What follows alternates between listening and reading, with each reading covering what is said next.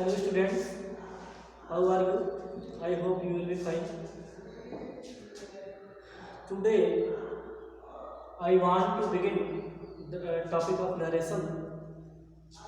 I have told you about basic rules before in the first videos, part first and second part. I start today. Narration के बारे में कल के video में आपको इसका परिचय और इसके बारे में बेसिक रूल्स क्या क्या है, किस प्रकार से इसको दो भागों में बांटा गया है, डायरेक्ट स्पीच और इनडायरेक्ट स्पीच। डायरेक्ट स्पीच क्या है, उसके कितने पार्ट होते हैं, इनडायरेक्ट स्पीच क्या है, इनडायरेक्ट स्पीच में परिवर्तन करने के जो जनरल रूल्स हैं, सामान्य नियम हैं, जिनका पालन हम सभी सेंटेंस में करते हैं, उन सभी सेंटेंस के बारे में आपको बताया गया है। आज हम इसके जो मेन चेंजेस हैं, प्रमुख रूप से जिनको बदलना है, उन पर हम चर्चा करेंगे। कल हमने कुछ हिंट्स दे दिया था। प्रमुख चेंजिंग्स जो थे, मेन चेंजिंग में सबसे पहला था changing in pronoun. Changing in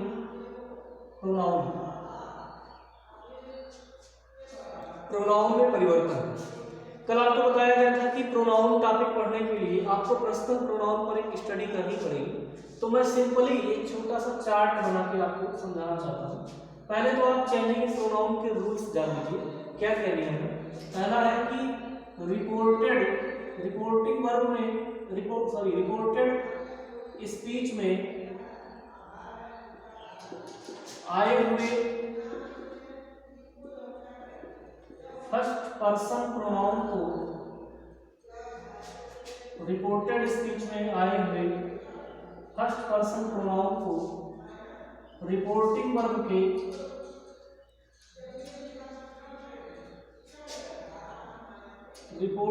के सब्जेक्ट के अनुसार बदल देते हैं। सब्जेक्ट के अनुसार बदल देते हैं। दूसरा है रिपोर्टेड स्पीच में आए हुए सेकंड पर्सन प्रोनाउन को रिपोर्टिंग वर्ब के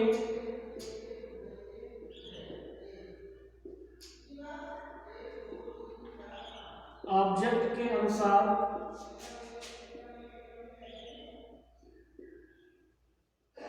बदल देते हैं। ऑब्जेक्ट के अनुसार बदल देते हैं। रिपोर्टेड स्पीच में आए हुए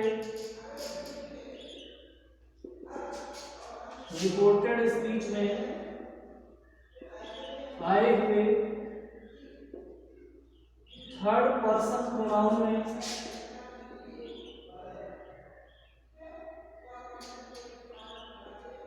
कोई परिवर्तन नहीं करते हैं।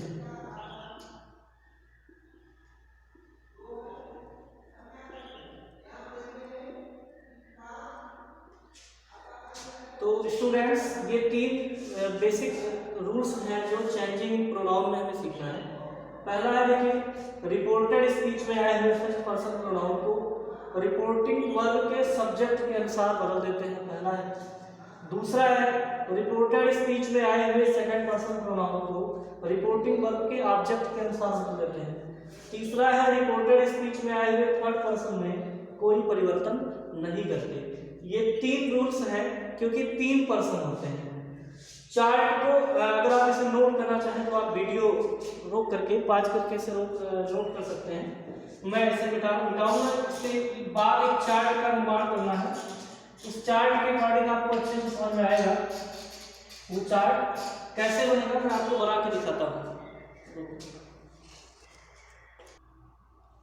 और देखिए, इसमें चेंजिंग प्रोनाउन के लिए इस चार्ट का याद होना सबसे महत्वपूर्ण है। अगर आप इस चार्ट को नहीं याद कर सकते हैं, नहीं याद कर पाएंगे, तो शायद ये फार्स पूरे नरेशन में आपके लिए बना रहेगा। तो कैसे भी करके निश्चित रूप से आप इस चार्ट को याद करें। मैं आपको इस चार्ट के बारे में थोड़ा सा समझा दूँ, कि बुक में भी दिया होगा। मैंने इसलिए नोट किया है ताकि इसके बारे में समझाने से कुछ ज़्यादा याद हो पाए। अगर आप फिगर पे ध्यान रखते हैं तो इस फिगर को दिमाग में एक बार बैठाने की कोशिश करिए, इससे आपको याद करने में आसानी होगी। जैसे देखिए पहला दिया है पर्सन्स। इस चार्ट में पर्सन हम, क्योंकि पर्सनल प्रोनाउन के 3 पर्सन होते हैं, first person, second person, third person, इसीलिए प्रोनाउन को बदलने का 3 ही नियम लिखाया गया है। फर्स्ट पर्सन का नियम, सेकंड पर्सन का नियम और थर्ड पर्सन का नियम, क्योंकि 3 ही पर्सन है टोटल। इसके बाद इसमें जो जरूरत पड़ने वाले केस हैं, सब्जेक्टिव केस और नॉमिनेटिव केस, चाहे आप सब्जेक्टिव केस कहिए या नॉमिनेटिव केस कहिए। ऑब्जेक्टिव केस, तीसरा है पॉजेसिव केस और रिलेटिव केस, चाहे पॉजेसिव केस कहिए या रिलेटिव केस कहिए, दोनों बात एक ही है। तो ये 3 केस और 3 पर्सन के इस ग्राफ को हम देखेंगे, इससे हमें मदद मिलेगी प्रोनाउन को चेंज करने के लिए। जैसे फर्स्ट पर्सन प्रोनाउन में जो पहला सदस्य है वो है आई। आई सिंगुलर है, फर्स्ट पर्सन प्रोनाउन का सिंगुलर है। हमेशा ध्यान रखिएगा कि फर्स्ट पर्सन प्रोनाउन में 2 ही सदस्य हैं, एक है आई और एक है वी। आई सिंगुलर होता है और वी प्लूरल होता है फर्स्ट पर्सन का। अब आई का objective case me, possessive case my या माइन। अब देखिए माई एडजेक्टिव का रोल निभाता है, पॉजेसिव एडजेक्टिव है, और माइन पॉजेसिव प्रोनाउन है, ये ध्यान रखना है। ऐसे सबके क्रम को आपको ध्यान रखना है। फिर इसी में सेकंड पर्सन है वी। वी जो कि फर्स्ट पर्सन का ही सदस्य है, प्लूरल का रोल प्ले कर रहा है। इसका ऑब्जेक्टिव केस क्या है? अस। पॉजेसिव केस है अवर या अवर्स। सेकंड पर्सन प्रोनाउन है आपका यू। इसे सिंगुलर प्लस प्लूरल दोनों के रूप में देखा जा सकता है। यू मतलब तुम सब या आप होता है। तो अक्सर इसे टेंस में यूज करते समय या सेंटेंस में यूज करते समय 99% से अधिक प्लूरल में ही यूज किया जाता है, लेकिन वैसे बेसिकली इसे सिंगुलर प्लूरल दोनों की श्रेणी में रखा जाता है। यू का सेकंड ऑब्जेक्टिव केस भी यू ही होता है और थर्ड पर्सन योर या योर्स होता है। इसी में देखिए एक शब्द आता है दाऊ, जो आपके साइड चार्ट में नहीं दिया होगा। दाऊ, इसका प्रयोग किसी शक्तिशाली व्यक्ति के लिए करते हैं, जैसे कि भगवान भी हो सकते हैं, भगवान हो सकते हैं, या कोई मरा हुआ व्यक्ति, डेड व्यक्ति जो हो चुका हो, उनके लिए यूज होता है। अक्सर जब कभी आप सीनियर क्लासेस में जाएंगे और आगे पढ़ेंगे, आप विलियम शेक्सपियर के ड्रामा वगैरह पढ़ेंगे, उस ड्रामा में अक्सर ऐसे पात्रों के लिए जो शक्तिशाली थे उनके लिए दाऊ यूज हुआ है। दाऊ का शाब्दिक अर्थ जो होता है सीधे लिखा होता है तू, अक्सर भगवान के लिए भी लिखा होता है। आपने कहीं कहीं पोएम की लाइन्स भी पढ़ी होगी, गॉड दाऊ आर्ट, ईश्वर तू कलाकार है। तो अक्सर ऐसे वर्ड्स यूज होते हैं। दाऊ का ऑब्जेक्टिव केस होता है दी, पॉजेसिव केस होता है दाई या दाइन, यानी इसके भी 3 केस होते हैं। ध्यान रखिएगा इसका प्रयोग ज्यादातर राइटर्स ने रोमन इंग्लिश में किया है। Third person pronoun he, she, it, ये 3 सिंगुलर हैं और थर्ड पर्सन में दे क्या है, ये प्लूरल है। ही का objective case him, possessive case his. She का objective case her, possessive case her या हर्स। इट का ऑब्जेक्टिव केस भी इट होता है, पॉजेसिव केस होता है इट्स, ये ध्यान रखना है। इसी का थर्ड पर्सन का एक सदस्य है दे, जो कि प्लूरल है। विशेष ध्यान रखिएगा कभी कभी वी और दे का कॉम्बिनेशन बड़ा गड़बड़ हो जाता है, बच्चे इसको चेंज करने में बड़ी भूल करते हैं। तो इस चीजों को ध्यान रखिएगा कि फर्स्ट पर्सन का प्लूरल वी है और थर्ड पर्सन का प्लूरल दे है, ये ध्यान रखना है। दे प्लूरल है, दे का ऑब्जेक्टिव केस होता है देम, पॉजेसिव केस होता है देयर या देयर्स। आप इस चार्ट को चाहे यहाँ से वीडियो पॉज करके नोट कर सकते हैं, या आप चाहें तो आपकी बुक में भी ये दिया है, नोट करके आप इसे याद करने का प्रयास करें, चाहे जिस क्रम से याद करें। अब ये ध्यान रखिए टोटल 7 सदस्य हैं। आई, वी, यू, दाऊ का यूज बहुत कम होता है, प्रोनाउन में लगभग नहीं होगा, तो आप 7 को मानिए। 1 2 3 और 4, ये 4 3 7, ये 7 सदस्य टोटल हैं जिन्हें हमें तीनों पर्सन के अंतर्गत पढ़ना। बहुत बड़ा चार्ट नहीं है, ये 7 है। इन 7 के 3 केस है। एक केस तो आपको पढ़ते ही तैयार हो जाएगा, बाकी 2 केस को आपको याद करना है। आप इजीली इसे एक बार रिवाइंड करिए और 2-3 बार रख करके सोचिए, धीरे धीरे करके याद हो जाएगा। अप्लाई करना इसका बहुत जरूरी है।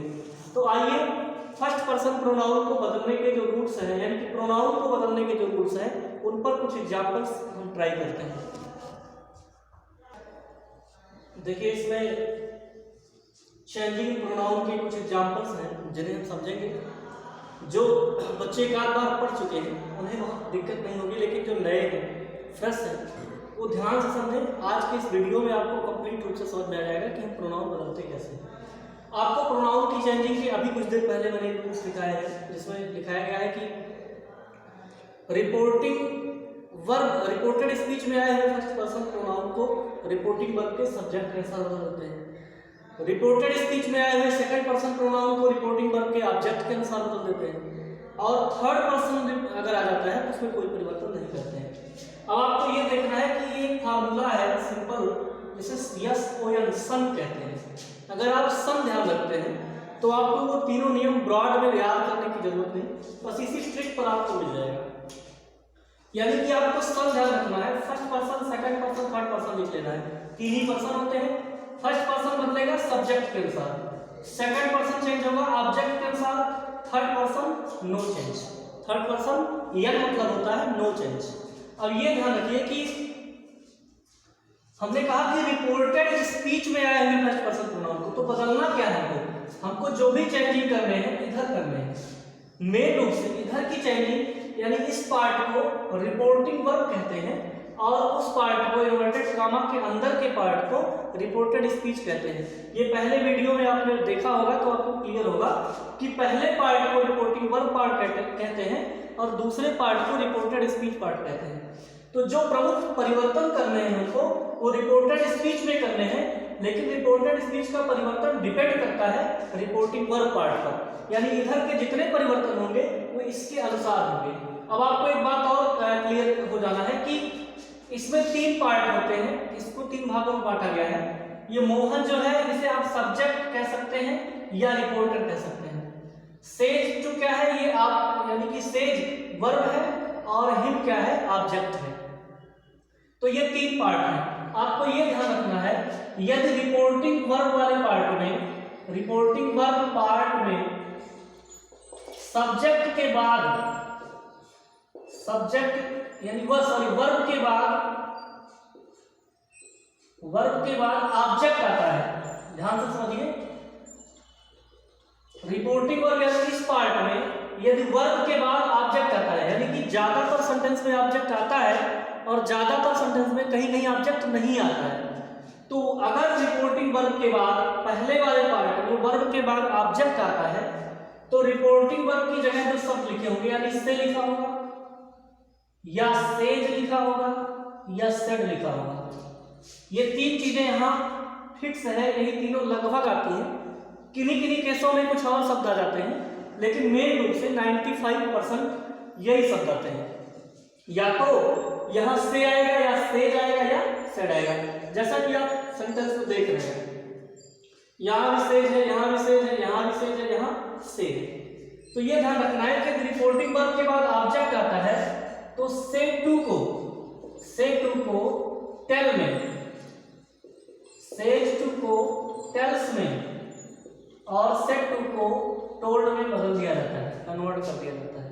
ये विशेष बात है, आप इसे जरूर ध्यान रखें। यानी यदि पहले पार्ट में, रिपोर्टिंग वर्ब पार्ट में, कामा के बाहर वाले पार्ट में सिर्फ सब्जेक्ट और वर्ब ही ना आए बल्कि ऑब्जेक्ट भी आ जाए, तो जब ऑब्जेक्ट आ जाएगा तो से टू को टेल में, सेज टू को टेल्स में और सेड टू को टोल्ड में कन्वर्ट कर दिया जाता है। तो ये चीजें ध्यान रखनी है। अब आप इस रूल को देखते हुए इसे बनाने का प्रयास करें, चेंज करने का प्रयास करें।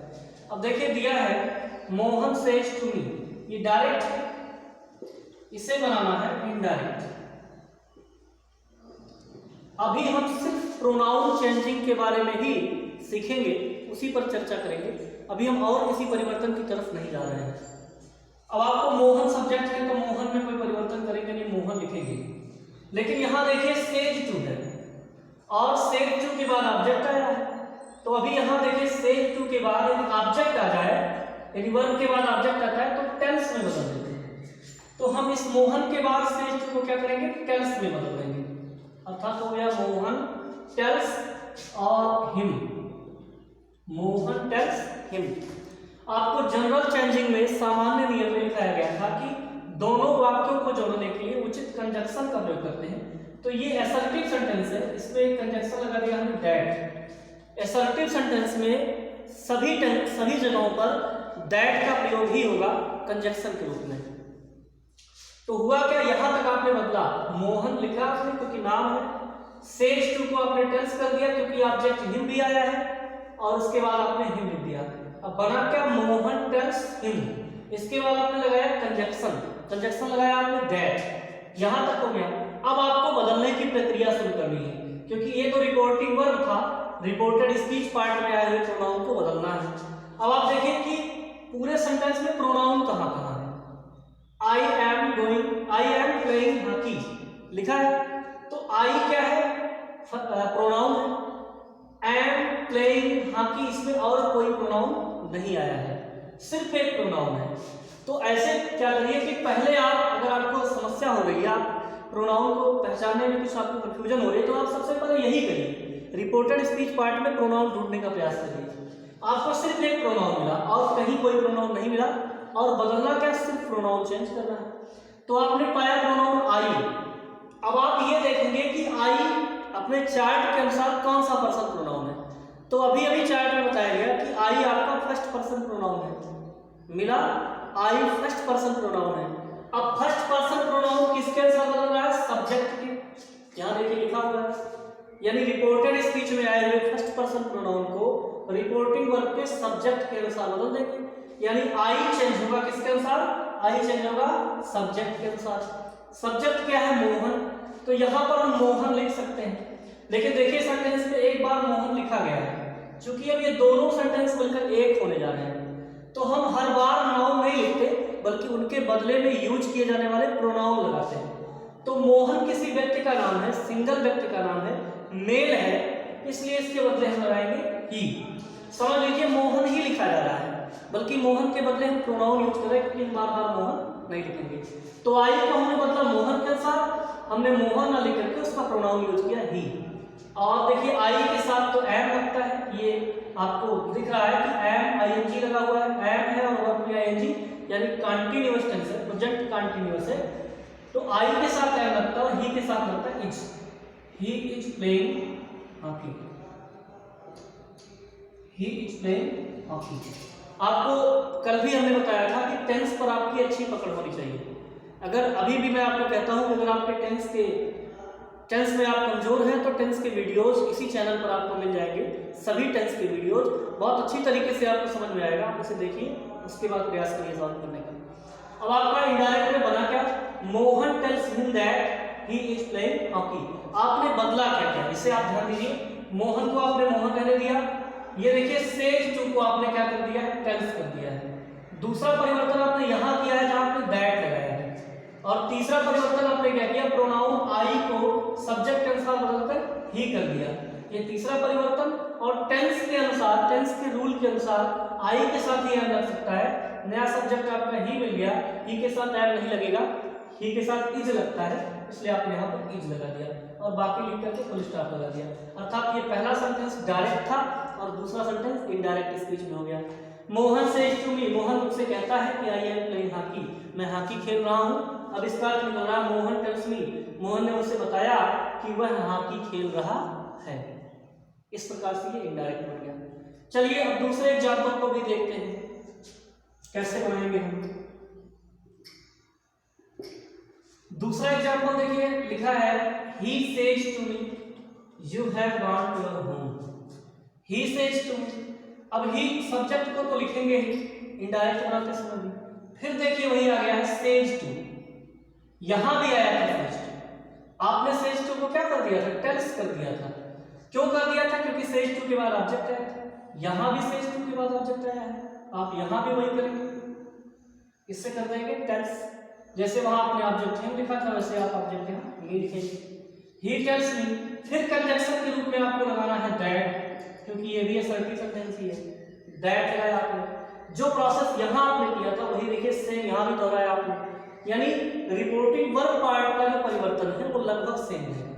अब यहां पे आप रिपोर्टेड स्पीच पार्ट में आपको बदलना है। अब आप इसमें प्रोनाउन ढूंढिए, कहां कहां प्रोनाउन है। आपको एक प्रोनाउन मिलेगा you have gone to your home. दूसरा प्रोनाउन क्या मिलेगा आपको, your, you have gone to your home. ये दूसरा प्रोनाउन आपको मिला योर। दो ही प्रोनाउन है जो कि दोनों एक ही पर्सन के हैं। यू कौन सा पर्सन है, चार्ट में आप देखेंगे यू सेकंड पर्सन है। यू सब्जेक्ट के स्थान पे आया है, इसमें सब्जेक्टिव केस में है, और यहां पर देखिए यू का ही पॉजेसिव केस लगा हुआ है योर। अब आपको ये प्रोनाउन बदलना है, क्योंकि प्रोनाउन ही बदलने का नियम सीख रहे हैं हम। प्रोनाउन ये कौन सा है, सेकंड पर्सन प्रोनाउन है। अब इस चार्ट में आप देखिए सेकंड पर्सन प्रोनाउन किसके अनुसार बदल रहा है, रिपोर्टिंग वर्ब के ऑब्जेक्ट के, यानी रिपोर्टेड स्पीच में आए हुए सेकंड पर्सन प्रोनाउन को रिपोर्टिंग यानी कि इधर आए हुए सेकंड पर्सन प्रोनाउन को इधर के ऑब्जेक्ट के अनुसार बदल देंगे, अर्थात यू बदलेगा मी के अनुसार। अब ये देखिए कि यू किस केस में है, यू है सब्जेक्टिव केस में, क्योंकि ये सब्जेक्ट के स्थान पे है। और आपको भी बताया गया यहाँ पे कि मी ऑब्जेक्ट है, यानी ऑब्जेक्टिव केस में है। अब यू को आप मी के अनुसार बदलने का मतलब यू की जगह आपको यही पर्सन रख देना है, लेकिन ये ध्यान रहे कि उसी केस में रखना है जिस केस में ये है। तो यू किस केस में है, सब्जेक्टिव केस में, मी किस केस में है, ऑब्जेक्टिव केस में। तो यहाँ पे मी को लाने के लिए हमें मी का भी सब्जेक्टिव केस करना पड़ेगा। तो मी का सब्जेक्टिव केस क्या होता है, आई, क्योंकि आई का ही ऑब्जेक्टिव केस मी होता है। आई, मी, माई, आई सब्जेक्टिव केस, मी ऑब्जेक्टिव केस, माई पॉजेसिव केस। तो यहाँ पे मी क्या था, ऑब्जेक्टिव केस में था, मी को सब्जेक्ट के स्थान पे लाना था, इसलिए इसे सब्जेक्टिव केस बनाया गया। तो हो गया ही टेल्स मी दैट, यू को बदल दिया आपने आई में। बाकी पूरा लिखेंगे आप, प्रोनाउन कहीं है नहीं तो आप कहीं परिवर्तन नहीं करेंगे। आई हैव गॉन टू, फिर देखिए प्रोनाउन आ गया। प्रोनाउन कौन सा है, यू का पॉजेसिव केस क्या लगा हुआ, योर। तो आपने नया सब्जेक्ट क्या लगाया, आई। तो जैसे इसने यू का पॉजेसिव केस यहाँ लगा दिया था, वैसे आप आई का पॉजेसिव केस लगा दीजिए। क्या होता है, माई। यहाँ पे हो गया माई होम। बना क्या, he tells me that I have gone to my home. अच्छा ये भी ध्यान रखिए कि जरूरी नहीं कि हर बार जो सब्जेक्टिव केस में आए वही हम पॉजेसिव केस में भी आए, अलग अलग केस में भी आ सकता है। तो यह ध्यान रखिए कि जो पर्सन जिस केस में आया है, पहले तो ये पहचानिए कि कौन सा पर्सन है, वो किस के अनुसार बदलेगा। ये पता हो जाने पर आप ये पता करिए कि कौन सा केस है, जिस केस में रिपोर्टेड स्पीच पार्ट में वो आया होगा, रिपोर्टिंग वर्ब में से उसी केस में वो लगाया जाएगा, ये ध्यान रहे। तो इस प्रकार से आपने दूसरा सेंटेंस भी बदला। इसमें देखिए लिखा था he says to me you have gone to your home, और ये बना ही टेल्स मी दैट। परिवर्तन आपने सेज टू की जगह टेल्स कर दिया, मी लगाया कंजंक्शन के रूप में दैट लगाया, यू को चेंज कर दिया आई में, और बाकी पूरा टेंस वही है, और योर को बदल दिया आपने माई में। ये ध्यान रहे कि he tells me that I have gone to my home. इस प्रकार आपने इसे इनडायरेक्ट बनाया। चलिए तीसरा एग्जांपल देखते हैं।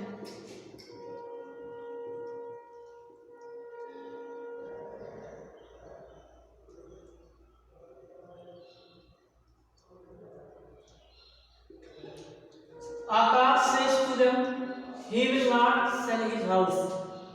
अब देखिए यहां पर भी आकाश किसी का नाम है,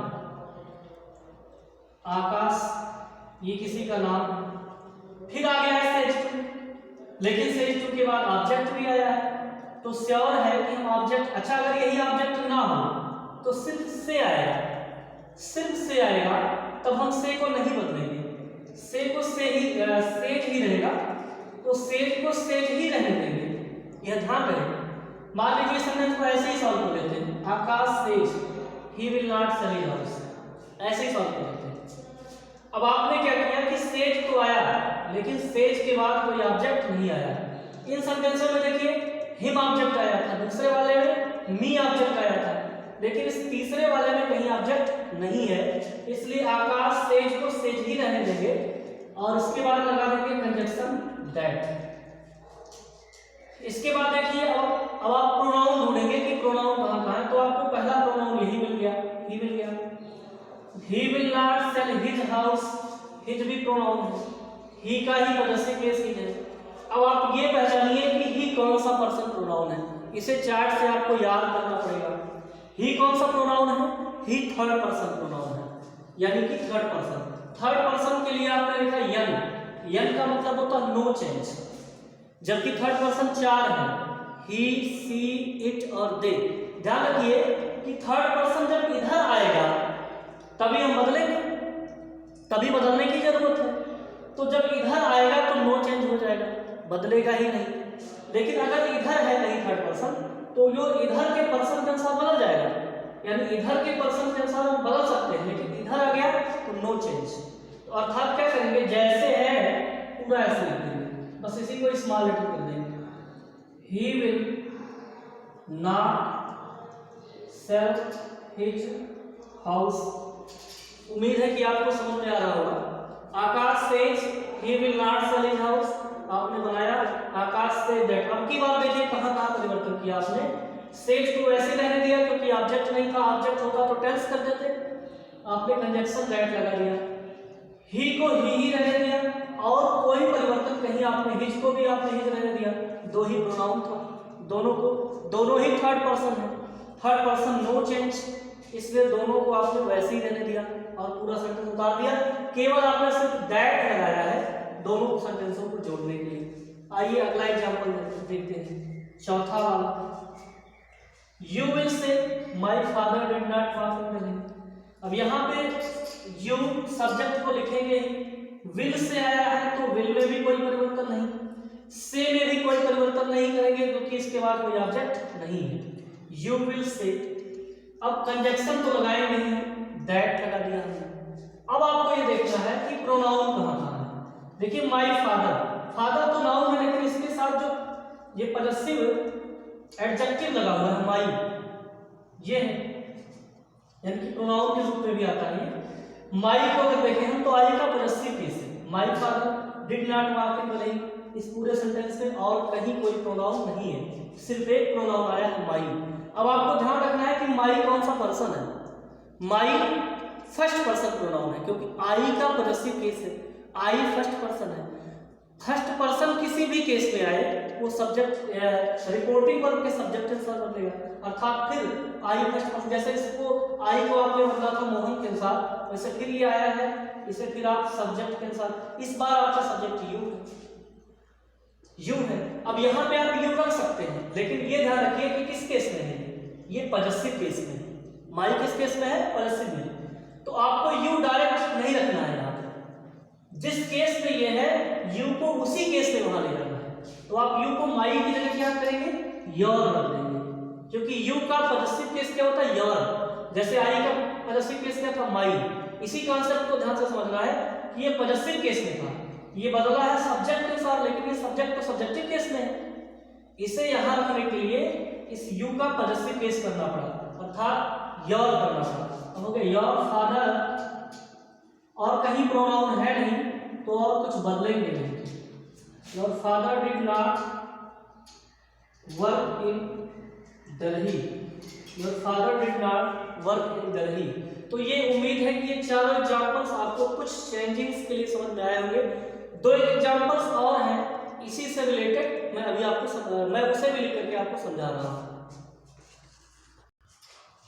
देखिए एग्जांपल ये थोड़ा सा उसी से रिलेटेड है, चेंजिंग प्रोनाउन से ही रिलेटेड है, उसी तरीके से है लेकिन थोड़ा सा टिपिकल है, इसे समझना बहुत जरूरी है।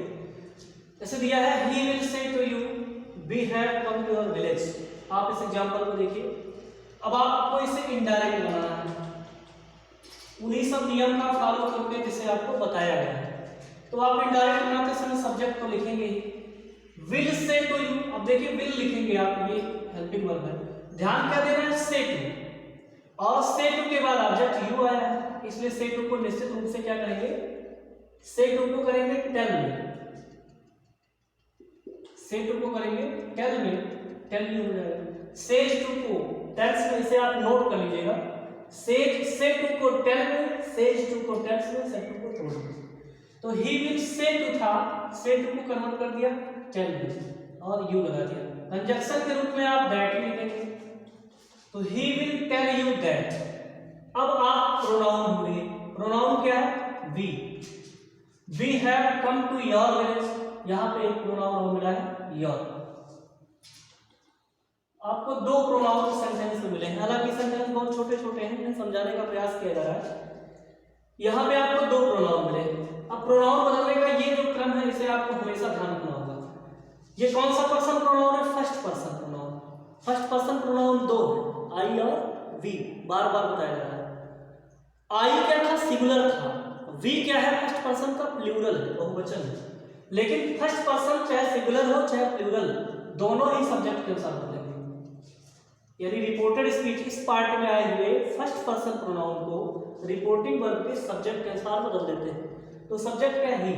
अब आप कॉम्बिनेशन देखिए क्या है कि वी फर्स्ट पर्सन का बहुवचन है, प्लूरल है, लेकिन ही थर्ड पर्सन का सिंगुलर है। आप चार्ट को ध्यान से देखेंगे आपको पता चलेगा कि वी फर्स्ट पर्सन का प्लूरल है, बहुवचन है, और ही थर्ड पर्सन का सिंगुलर है, यानी एक वचन है। तो इस एक वचन को बहुवचन के प्लेस पर हम नहीं रख सकते, ये टिपिकल बात है, आपको ध्यान कर देना है।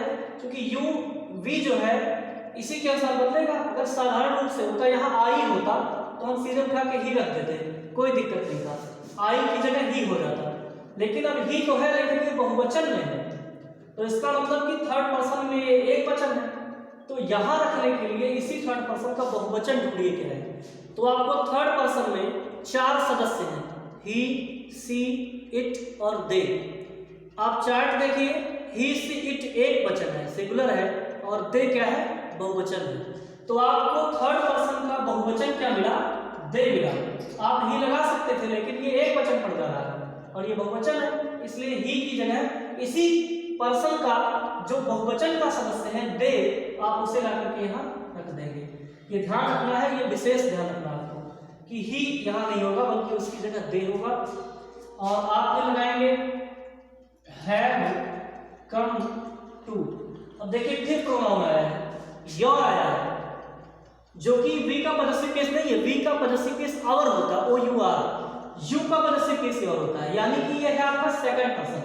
फर्स्ट पर्सन था ये, फर्स्ट पर्सन था ये जो सब्जेक्ट के साथ बदला, ये है second person, second person object के साथ बदलेगा, यानी ये सेकंड पर्सन है, ये सेकंड पर्सन ऑब्जेक्ट के साथ बदलेगा।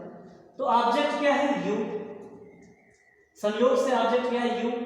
तो यहाँ पे योर लिखा है, योर को बदलेंगे ऑब्जेक्ट के साथ, यानी ये पॉजेसिव केस है, तो यू का पॉजेसिव केस यहाँ लगाएंगे, यानी कि यू का पॉजेसिव केस भी योर ही होता है, अर्थात यहाँ पे योर हो जाएगा, योर विलेज। अगर यहाँ पे कुछ और होता, मान लीजिए माई होता, तो माई के अनुसार क्या होता, तब भी यहाँ योर ही होता, क्योंकि उसको भी इसी के अनुसार बदलना था। तो ये ध्यान रखना है कि जिस पर्सन में आएगा उस पर्सन के नियम के अनुसार बदलेंगे। ये जरूरी नहीं कि जिसके अनुसार फर्स्ट पर्सन पहला वाला बदल दिया उसी के अनुसार पूरे वाक्य में बदलेगा। पूरे वाक्य को ध्यान से देखना होगा कि पूरे वाक्य में जितने प्रोनाउन आए हैं, अगर वो एक ही पर्सन के हैं तो एक ही के अनुसार बदलेंगे, अगर वो अलग अलग पर्सन है तो अलग अलग नियम से बदलेंगे। तो ये आपने परिवर्तन किया, ही विल टेल, एक परिवर्तन यहाँ किया, एक यहाँ किया, वी को आपने दे में बदल दिया, और योर को आपने बदला तो, लेकिन इत्तेफाक से यू भी सेकंड पर्सन था, उसके लिए पॉजेसिव केस योर आ गया। अगला एग्जांपल, इसे और समझिए आप इनडायरेक्ट, माय सिस्टर से यू आर वेरी इंटेलिजेंट। अब यहाँ इसे इनडायरेक्ट बनाएंगे तो माय सिस्टर, अब सेज के बाद कोई ऑब्जेक्ट आया नहीं, इसलिए टेंस करेंगे नहीं, केवल सेज लिख देंगे दैट। ध्यान रहे कि सेज के बाद ऑब्जेक्ट आया होता तभी टेंस होता। अब आपको इधर के परिवर्तन करने हैं रिपोर्टेड स्पीच के। आप प्रोनाउन ढूंढिए, आपको एक ही प्रोनाउन मिला you, you are very intelligent, इसमें कहीं और कोई प्रोनाउन नहीं है, सिर्फ यू को बदलना है। अब आप ध्यान से देखिए कि यू कौन सा पर्सन, सेकंड पर्सन है, सेकंड पर्सन बदलेगा ऑब्जेक्ट के साथ, लेकिन इसमें तो ऑब्जेक्ट है ही नहीं, इधर कहीं ऑब्जेक्ट नहीं है। ये चीज आपको सेंटेंस पूरा पढ़ के पहले से ध्यान रखना होगा कि यू बदलेगा ऑब्जेक्ट के अनुसार और ऑब्जेक्ट है ही नहीं, तब क्या करेंगे, तब क्या इस कंडीशन में यू को यू ही रहने देंगे, नहीं, यू को यू नहीं रहने देंगे। हम क्या करेंगे अपने तरफ से, अगर रिपोर्टेड स्पीच में सेकंड पर्सन आ जाता है तो उसे बदलते हैं ऑब्जेक्ट के अनुसार, और ऑब्जेक्ट नहीं है तो हमें ऑब्जेक्ट अपनी तरफ से रखना पड़ेगा। तो हम ऑब्जेक्ट में क्या रख सकते हैं, चूंकि ये सेकंड पर्सन है, अब बचे दो पर्सन, फर्स्ट पर्सन और थर्ड पर्सन, तो दोनों में से किसी को भी ऑब्जेक्ट में रख सकते हैं सिंगुलर में।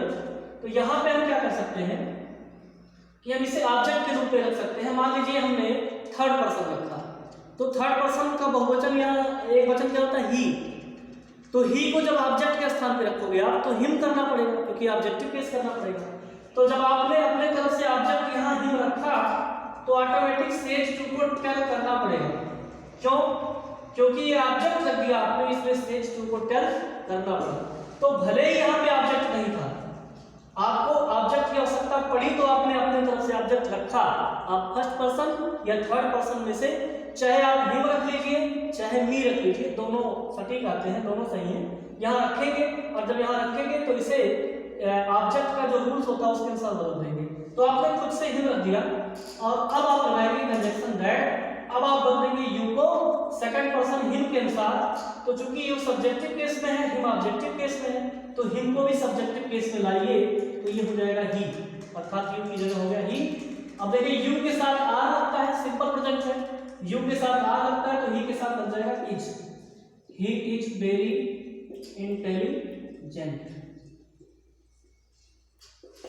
ही is very intelligent. My sister tell, कहा आपने यहाँ टेक्स्ट कर दिया, आपने खुद से हिम लगाया, फिर कंजंक्शन दैट लगाया, फिर यू को इसी ऑब्जेक्ट के अनुसार बदलकर सब्जेक्टिव केस में किया, ही कर दिया, और आर को क्या किया इज, क्योंकि रूल्स होता है एग्रीमेंट है सब्जेक्ट का, सब्जेक्ट सिमिलर होगा तो वर्ब भी सिमिलर लगेगा। बेहतरीन ढंग से समझ में आए, आप पूरे वीडियोज को ध्यान से देखेंगे तो आपको निश्चित रूप से ये समझ में आएगा। इसकी मदद से आप नरेशन को सीखने का प्रयास करेंगे। और भी आपकी बुक्स में एग्जाम्पल्स होंगे, उन्हें आप उतारिए, देखिए। और अगर आपको कुछ विशेष सेंटेंस आपको मिलते हैं इस तरीके से, आपके समझ में नहीं आते हैं, तो आप क्वेश्चन कमेंट बॉक्स में डाल सकते हैं, या आप कुछ नंबर्स दिए गए हैं उस पर आप फोन करके पूछ सकते हैं। आपकी समस्या का समाधान हर तरीके से किया जाएगा। स्टूडेंट्स, आपके लिए एक एग्जाम्पल मैं दे रहा हूँ। एक सेंटेंस है, her mother says to me I will not play cricket with your brother. I will not play, I shall not, I shall not play cricket with your brother. ये sentence आप solve करके comment box में लिखिए, दिखाइए कि आपने solve कैसे किया है। हमें लगेगा कि आप प्रैक्टिस कर रहे हैं, आप मेहनत कर रहे हैं, जरूर करिएगा, इतनी मेहनत किया गया है इस पर। चलिए, इसके बाद अगला वीडियो फिर हम इसके अगले पार्ट लेकर आएंगे। तब तक इसे आप सीखिए। स्वस्थ रहिए, व्यस्त रहिए। Thank you, have a nice day.